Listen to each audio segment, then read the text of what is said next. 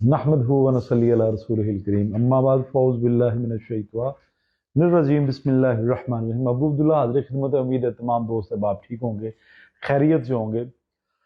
नबी अलैहिस्सलाम सल्लल्लाहु अलैहि वसल्लम ने कभी नाउमीदी की बात नहीं की। अल्लाह के अहकामात बराह रास्त हम तक पहुंचाते रहे, अब भी उनके फरमान हम तक पहुंचते हैं। आज सुबह मुझे एक दोस्त ने फ़ोन किया कि शिज़ोफ्रेनिया जो एक मर्ज है, दिमागी अमराज है, ये मुअर्रसी भी होती है और दिमाग की कमजोरी की वजह से भी या बदनी कमजोरी की वजह से भी ये मसाइल होते हैं। मुझे वो कहते हैं कि हम शिज़ोफ्रेनिया का एक अरसा से इलाज करवा रहे हैं, तो डॉक्टर तो हमें कहते हैं कि शिज़ोफ्रेनिया का इलाज ही कोई नहीं है। तो मैं हंस पड़ा। मैंने कहा यार ये तो मायूसी वाली बात होगी। तो मैंने कहा ये क्या अहकामात खुदाबंदी है? तो डॉक्टर ने कहा है ना, यानी ये अलग बात है कि मेरी रसाई नहीं वहां तक, और मैं कह रहा हूं कहना हमें ये चाहिए कि भाई मेरे पास इसका इलाज नहीं है। हमें ये कहना चाहिए अगर किसी डॉक्टर के पास, किसी हकीम के पास अगर कोई इलाज नहीं है तो ये कहे मेरे पास इसका इलाज नहीं। ये नहीं कहे कि इसका इलाज तो है ही कोई नहीं। मुझे अक्सर लोग आके कहते हैं जी इसका इलाज तो है ही कोई नहीं, डॉक्टर कहते हैं इसका इलाज नहीं। देखिए अल्लाह अज़्ज़ व जल का ये अहद है, और बेशक अल्लाह के कौल सच हैं, नबी के कौल सच हैं, सहाबा इकराम जो नबी के सहाबा हैं उनके कौल सच हैं। तो अल्लाह ने तो कहा है कि मैंने जो है ना बीमारियां ये बाद में पैदा की है, इनके इलाज मैंने पहले पैदा कर दिए। तो बीइंग मुस्लिम मेरा ये अकीदा है, शिज़ोफ्रेनिया तो एक छोटी सी मर्ज है, अल्लाह ने तो बड़ा एक निज़ाम बनाया है। शिज़ोफ्रेनिया वो मर्ज है जिसमें इंसान को अपनी भी खबर नहीं रहती कि मैं किस कंडीशन में हूं। कभी कभी फॉर एवर ऐसे चला जाता है, तो कभी कभी साल में एक आध मरतबा यानी ये मामलात हो जाते हैं। तो कहने का मकसद ये था कि तसल्ली और तशफ़ी और हौसला और तकवा अल्लाह पे होना चाहिए। दुनिया में कोई ऐसी मर्ज नहीं है जिसका इलाज नहीं। तो ये फहम ख्याली है हमारी कि फलां का इलाज नहीं है, इस मर्ज का इलाज। भाई ये एलोपैथिक में इलाज नहीं होगा, तिब्बे नबवी में तो इलाज है। तो यह कह देना कि मायूस करना ये तो कुफर के बराबर है, ये ठीक नहीं है। मायूसी तो हमारे मजहब में वैसे लेनी नहीं चाहिए। तकवा अल्लाह पे रखना चाहिए कि हर चीज का इलाज है। मुझे जिस दोस्त ने शिज़ोफ्रेनिया का कहा था, सुबह सुबह उठते उनका मैसेज था और बड़े तफसील से मैसेज उन्होंने किया था। तो मैंने मुख्तसर सा जवाब दिया कि अल्लाह ने तो भाई हर चीज का इलाज पैदा किया है, ये अलग बात है हमारी रसाई वहां तक है या नहीं है। तो चलते हैं। ऐसा है कि जो कल के मैंने वादा किया था, जिन दोस्त बाप के क्वेश्चन जो है मेरे जिम्मे हैं, मैं कोशिश करता हूं कि उनके ना जवाब दे दूं, उनको बता दूं। और अवाम कम है, जरा थोड़ी सी अवाम को बढ़ा लें यार, शेयर कर दिया करें, कुछ भी नहीं होता। अगर शेयर करेंगे तो दूसरों का फायदा होगा, मेरा तो फायदा होना ही है। अल्हम्दुलिल्लाह। कारी सरफराज साहब कहते हैं जी पस सेल का कोई मुजर्रब इलाज बता दे कारी साहब।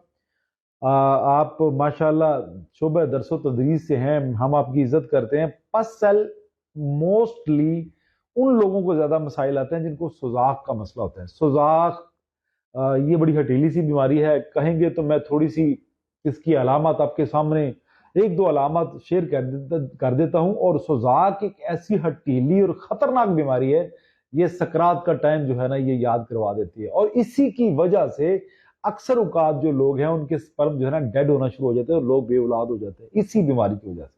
और है क्या, ये इन्फेक्शन है, यूरिन की नाली में इन्फेक्शन हो जाना और पेशाब करते वक्त बहुत ज्यादा तकलीफ होना।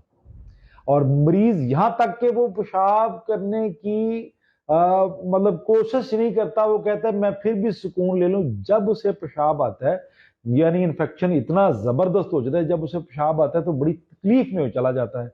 और जो सकरात का मतलब मरीज होता है वो तो मरता है और जान छुड़ा के चला गया। लेकिन जो सुजाक का मरीज है वो बार बार सकरात के ज़ायके को चखता है और उसकी अपनी गलतियां होती हैं। अब यहां पे बैठ के मैं उसकी गलतियां नहीं दोहरा सकता। ये अगर आप निजाम कुदरत के एंटी चलेंगे, ये मोस्टली अयाश परस्त जानी लोगों को ये मसाइल होते हैं। और जिन्होंने गलतियां की होती हैं उन गलतियों का अजाला फिर बड़ी मुश्किल से होता है। जो अल्लाह की तरफ से गर्म तार है सर जी, गर्म तार मोहम्मद बिलाल साहब, गर्म तार है शहर जनाब।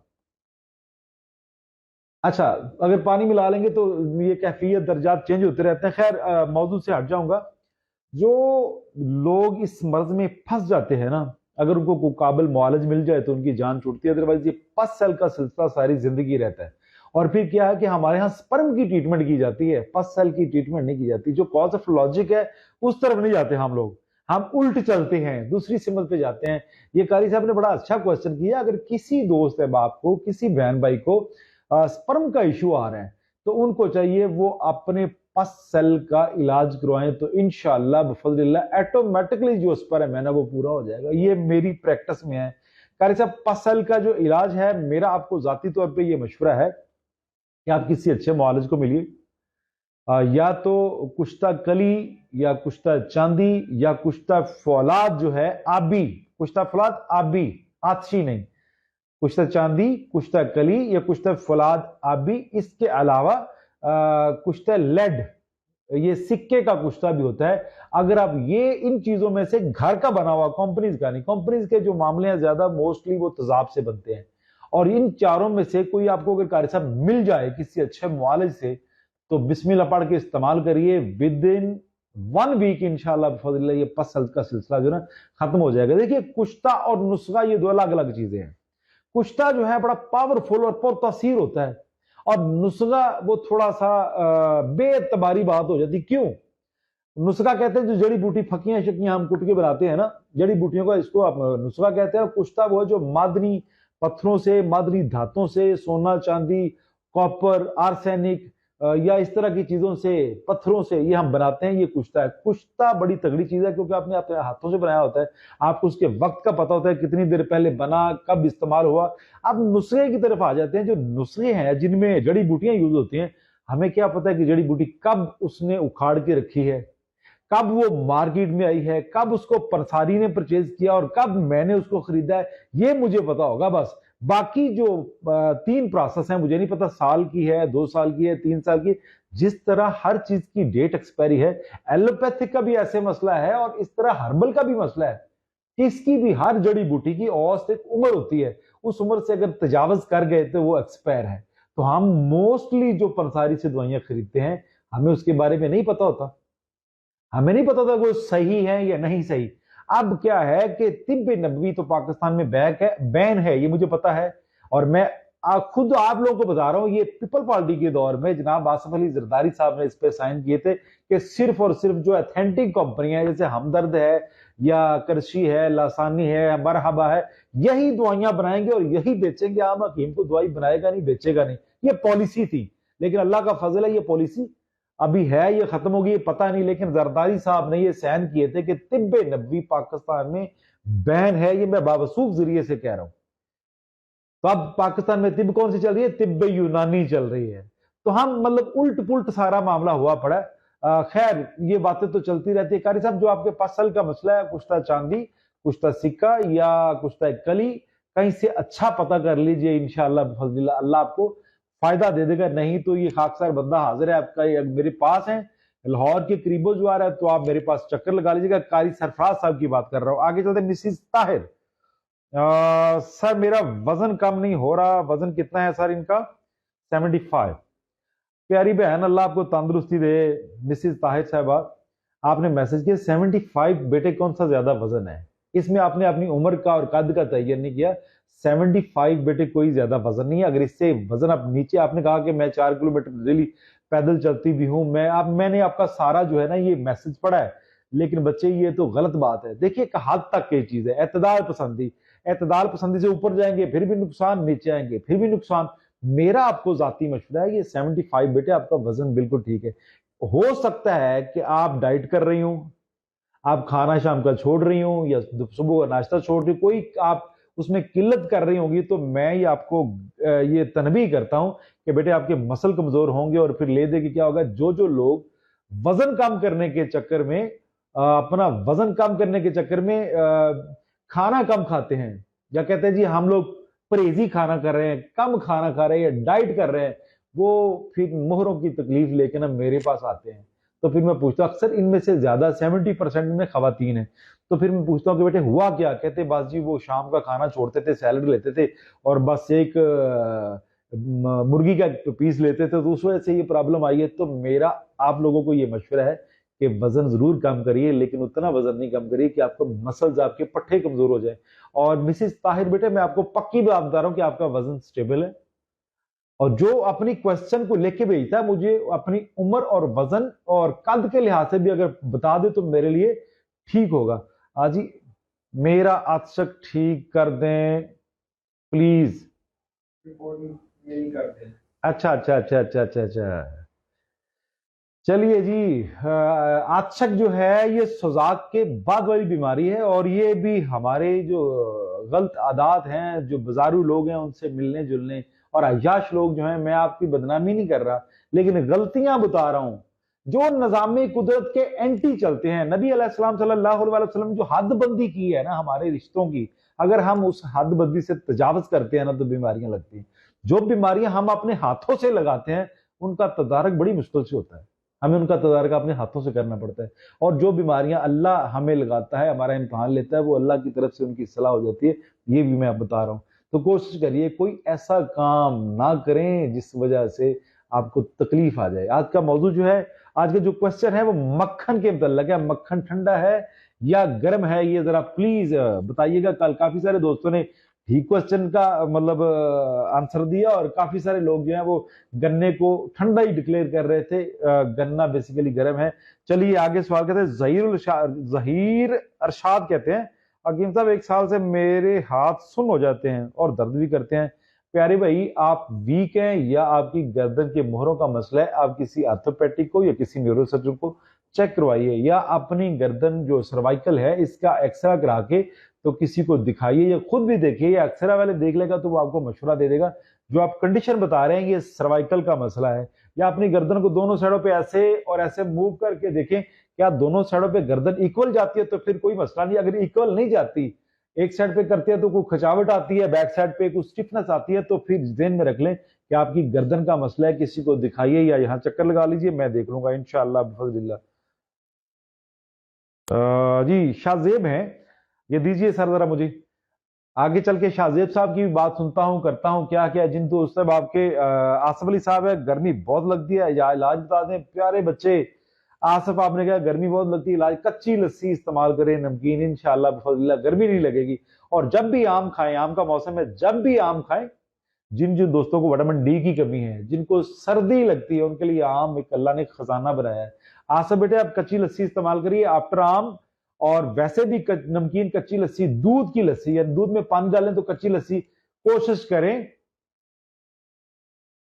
करें अपना कच्ची लस्सी ज्यादा इस्तेमाल करें। और इसके साथ साथ जरशक, जरिश्क भी कहते हैं, जरशक भी कहते हैं, जरशक बेटे आप यूज करो, इंशाल्लाह आसफ अली गर्मी नहीं लगेगी। जिन लोगों को पीलिया या यरकान या गर्मी ज्यादा लगती है, जिस समय सुइयां चुभती हैं, उनके लिए बता रहा हूं जरशक ले लीजिए, इस्तेमाल करिए, इंशाल्लाह 20 25 30 दाने, इंशाल्लाह बिफज़लिल्लाह अल्लाह पाक जरूर फायदा देगा। और शेयर भी करते जाइए ताकि फायदा हो जाए। रजवान कहते हैं यूरिक एसिड का मसला है। रजवान आम खाओ, दबा के देसी घी इस्तेमाल करो, शोरबा इस्तेमाल करो, ठंडे खाने और खुश्क खाने के मुकम्मल तर्क कर दो, ठंडे मशरूबात बेटे छोड़ दो, इंशाल्लाह यूरिक एसिड वैसे भाग जाएगा, दवाइयों की जरूरत नहीं पड़ेगी।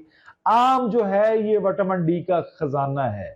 जिन जिन दोस्त अहबाब के पट्टे कमजोर नहीं है, खून कम है, उन दोस्तों को चाहिए कि वो आम दबा के खाएं, और अगर गर्मी लगती हो तो ऊपर से कच्ची लस्सी नमकीन पी सकते हैं, उनके लिए फायदा होगा। बिलाल साहब कहते हैं क्या शायद गर्म है ठंडा है? जी मैंने बता दिया जी, गर्म तर है जी शहद जो है, और पुराना जो है ये और ज्यादा गर्म तर हो जाता है, यानी और दर्जे बढ़ जाते हैं। रेहान अली कहते हैं पित्ते की पत्थरी का इलाज बता दें प्यारे भाई। पित्ते की पत्थरी का इलाज ये है, पित्ते की पत्थरी ऐसे ही है, मेरी इस मिसाल को गौर से सुन लेंगे, मैंने पहले भी ये मिसाल दी थी और ये वो पुख्ता मिसाल है। पित्ते की पत्थरी ऐसे ही है कि जैसे आपने एक पानी का बाउल भरा और फ्रिज के ऊपर वाले खाने में रख दिया, और 1-2 घंटे बाद वो बर्फ बन जाती है। अगर उसी को निकाल के बाहर रख देंगे तो वो मेल्ट हो जाएगा, पिघल जाएगा। सेम लाइक पित्ते की पत्थरी का ये है। खुश्क खाने, ठंडे मशरूबात छोड़िए, मुंज में नहीं होगा कोई सिस्टम भी। ये कह ले कि एसिड है जो हमारी अंतड़ियों में गिरता है, जो हम जब कुर्बानी करते हैं 8-10 दिन बाद लोगों को पता चलेगा कलेजे के ऊपर यानी जिगर के ऊपर एक छोटा सा कह ले गुब्बारे की तरह जो पित्ता होता है, उसमें ग्रीन या थोड़ा सा नीले रंग का जो एसिड होता है ना, वो हमारी अंतड़ियों पे गिरता है, वही मुंजमद हो जाता है ठंड की वजह से। अगर आप थोड़ा सा कावा शावा पीना शुरू कर दे तो इंशाल्लाह बफज़लिल्लाह वो दोबारा बहाल हो जाएगा। इसके ऑपरेट की जरूरत नहीं है, हकीकत बयान कर रहा हूँ। ये बर्फ की मानंद है, इसके अलावा और कुछ भी नहीं है। तो हमारे यहाँ तो यहाँ हर चीज की सर्जरी का रिवाज है, कहा जाता है कि इसकी सर्जरी करा लो। चलिए आगे चलते हैं। रजवान अहमद कहते हैं घुटनों में दर्द है, उम्र 55 साल है। प्यारे भाई कोई एक्सरा या रिपोर्ट मुझे मेरे मैसेंजर पे भेजिए, इंशाल्लाह मैं वो देख के फिर आपको बताऊंगा, तयन करूंगा। और अपना वजन भी बताइए, आपका वजन कितना है, क्योंकि उम्र तो 55 साल हो गई, वजन कितना है ये भी जरा काइंडली मुझे बता दीजिए।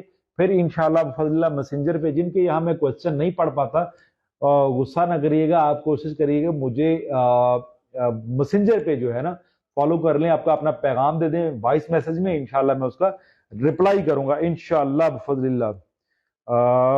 जाहिद अली साहब, आखिरी हकीम साहब, मैं आपके पास आना चाहता हूं, मेरा कोई रूहानी मसला है। तो प्यारे भाई जाहिद अली साहब, जब मर्जी आप तशरीफ लाइए, अबू अब्दुल्ला हाजिर खिदमत है इंशाल्लाह बफज़लिल्लाह। अगर मुझे ढूंढना चाहें, मिलना चाहें, तो गूगल पे जाके हकीम अबू अब्दुल्ला लाहौर लिखेंगे तो मैं आपके सामने आ जाऊंगा इंशाल्लाह। अनायत साहब कहते हैं सर जी, गर्मी के मौसम में मुझे निचली कमर में सर्दी महसूस होती है, हाथ पांव जलते हैं। हाथ पांव अगर जलते हैं तो इसका मतलब ये नहीं कि आपको गर्मी है। जो नीचे वाले हिस्से में आपको सर्दी फील होती है, तो ये ज़हन में रखिए, आपका जो नीचे वाला बीपी है वो लो हो जाता है। अमूमी तौर पे जब हम बीपी चेक करवाने जाते हैं तो हमारे यहाँ कहा जाता है कि ठीक है, ठीक है, लेकिन आप उनकी ठीक सुन के उनको एक सवाल कर दिया करें कि कितना है, जरा बता तो दे। हर किसी को ये जवाब मिलता है कि बीपी आपका ठीक है, लेकिन जो मुझे शिकायत कर रहे हैं नैद भाई के धड़ जो नीचे वाला है वो ठंडा रहता है, तो इसका मतलब है नीचे वाला बीपी लो है, ये ज़हन में रख ले। तो अगर नीचे वाला बीपी लो होता है तो फिर आपको कमजोरी फील होती है। कच्ची लस्सी पिए यार, आसफ अली साहब कच्ची लस्सी पिए, दबा के कच्ची लस्सी पिए, नमक डाल के, इंशाल्लाह नमकियात भी पूरे होंगे। आगे चलते हैं, कहते हैं कि हाथ और पांव जलते हैं, ये मैंने कल भी बात की थी। हाथ और पांव तब जलते हैं जब आपकी बॉडी में खुश्की ज्यादा हो जाए या तजाबियत बहुत ज्यादा बढ़ जाए। तो कोशिश करिए नीम गर्म पानी इस्तेमाल करिए, जिनके हाथ और पांव जलते हैं जिस पे मालिश करिए। और मैं कभी कभी इस मौसम में भी, गर्मी के मौसम में मैं कभी कभी गर्म पानी से नहाता हूँ। क्यों? वजूद खुल जाता है, सारे मसाम खुल जाते हैं, पसीना खुल के आना शुरू हो जाता है। जिन जिन दोस्तों ने सलाम किया मैं तहे दिल से उनका मशकूर हूँ। तमाम दोस्तों का मैं वालेकुम सलाम का लास्ट में जवाब दे रहा हूँ। शफाकत काजमी साहब वालेकुम सलाम वरहमतुल्लाह वबरकातुहू, बहुत शुक्रिया। मोहम्मद अशर वालेकुम अस्सलाम वरहमतुल्लाह वबरकातुहू, साजिद साहब वालेकुम अस्सलाम वरहमतुल्लाह वबरकातुहू, शाहिद बशीर साहब वालेकुम अस्सलाम वरहमतुल्लाह वबरकातुहू, अनायत रहमान वालेकुम अस्सलाम वरहमतुल्लाह वबरकातुहू। ये सिस्टम इसलिए रखा कि ताकि तमाम दोस्तों की बात को कंटिन्यू से सुना जाए और गड़बड़ ना की जाए। शेयर कीजिए, लाइक कीजिए, ताकि तमाम दोस्तों का फायदा हो जाए। वमा अलैना इल्लल बलागुल मुबीन। अस्सलामु अलैकुम वरहमतुल्लाहि वबरकातुहू।